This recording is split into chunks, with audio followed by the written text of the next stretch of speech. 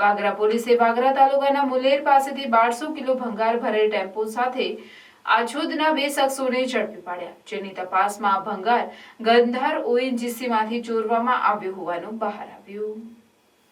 વાગરા પોલીસે 2 શખ્સોને 1200 કિલો જેટલા લોખંડના પાઇપના ટુકડા તેમજ લોખંડની જાળીદાર પિંજરાના કાપેલ ભાગનું ભંગાર સાથે ઝડપી પાડ્યા હતા। તેમના નામ જુબેર પટેલ તેમજ સંજય વસાવા હોવાનું માલુમ પડ્યું હતું।